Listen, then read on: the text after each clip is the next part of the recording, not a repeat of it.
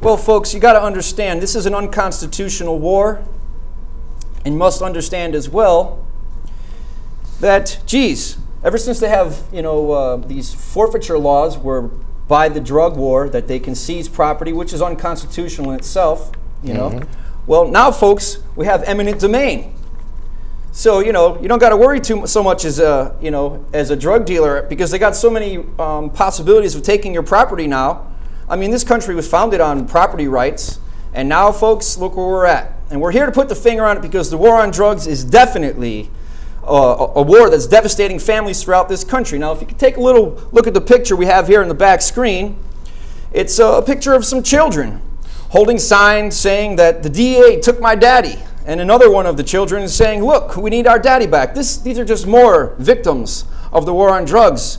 People who go to prison for nonviolent crimes end up having to leave their family behind. And who has to support their family? Not only who has to support their family, it's a burden on the taxpayers, it's a burden on the family to raise children without a father or a mother.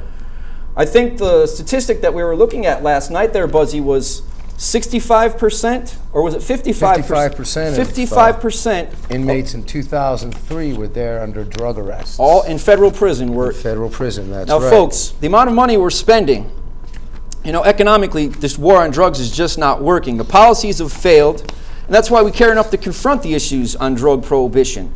Now, for the next half hour, the war on drugs is certainly on trial, folks. And if you've been with us the last month and a half, we've had members from an organization called Law Enforcement Against Prohibition. Now, Law Enforcement Against Prohibition is people who have worked in law enforcement in the past, and they've been on the front lines to see that this war on drugs and its policy has failed the United States of America, and it's like a cancer spreading out all over the world. The second recipient of tax dollars in this country, from this country beside Israel, is none other than Colombia, where we're devastating that country, the people, the food and the water table from fighting this war on drugs. But we're getting a little off subject here. We want to stick on casualties on the war on drugs. Now, do you have anything over there you wanted to bring up, Buzz? Oh, sure. It's one of the other things, it's not always just pot smokers that smoke this for recreation purposes that are being targeted and being accused of a crime and arrested of a crime.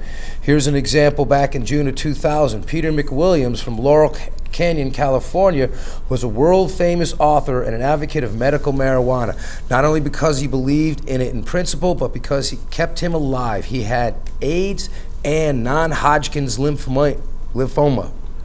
After California passed a law legalizing medical marijuana, Peter helped finance the efforts of Todd McCormick to cultivate marijuana for distribution to those who needed it for medical reasons. Federal agents got wind of his involvement, and Peter was a target for its advocacy.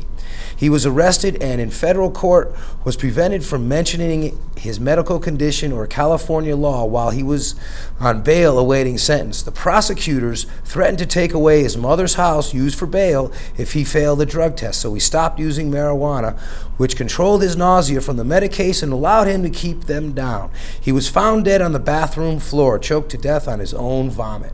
Now, this is truly a case of misguided justice, or misguided something, because that's one of the things that I've really noticed after doing all these shows with LEAP and hearing this other side of the perspective, regarding the war on drugs and our persona on drugs. And I gotta say something to people, it's really time we stop and reevaluate where we're going, what we think is wrong, and why.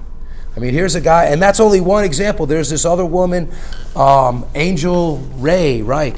Angel Reich. Yep. Angel Reich, Supreme Court decision. Once again, the Civil War was the start of this whole thing.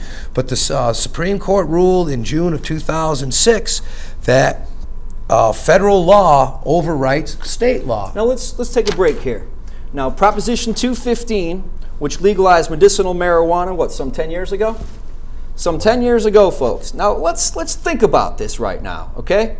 Our present governmental administration, the president and the cabinet, they have us involved in a war for democracy, okay, over in Iraq, excuse me, okay? Soon to come, Iran. But here, soon to be.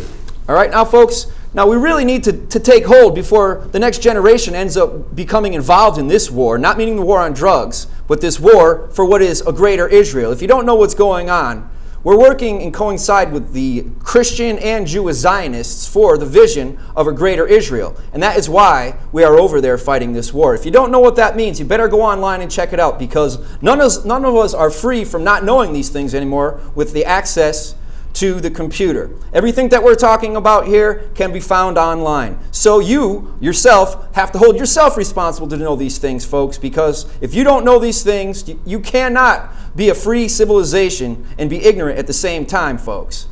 Now, what I was going to speak about was Proposition 215, which made legalization of medicinal marijuana in California over 10 years ago, but yet the federal government has been coming down, superseding state rights. Now, democracy means the people vote, and then what you vote, you implement into the law. Now, this is what we're fighting for, and people are dying for daily over in the Middle East. But yet in our own country, the hypocrisy of the fact that when we vote for something to legalize it, we are still putting people in harm's way.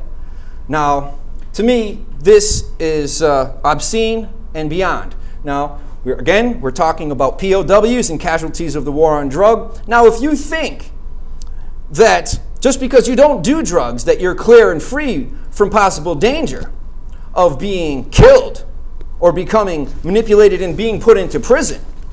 Oh, here's a great one from Boston, Massachusetts, back in 1994. Saline was a retired Methodist minister and substance abuse counselor. After an informant gave police a bad address, a SWAT raid was conducted on the minister's home. The door was battered down. Williams was tackled to the floor and his hands tied behind his back. He died of a heart attack. Here's another story of a gentleman named Patrick Dorisman. All right? He and his friend, Kevin Kaiser, after work one night, they worked for 34th Street Partnership, a semi-private group that provides neighborhood businesses with services that the government are too tired or distracted to provide. Now, these two gentlemen, okay, they were both African-American. They get out of work, and it's late. They decide, okay, we're going to go down and have a drink down near Central Times Square. And so this is on March 15th of 2000, folks. Now, this is very disturbing, okay? So you have Patrick and his friend. They go in for a couple cocktails, 2 drinks, in fact, so they didn't get too buzzed, so there's not a problem with them being disorderly, and they're leaving. And they decide they're going to go the subway, and then Kevin Kaiser says, oh, let's get a cab.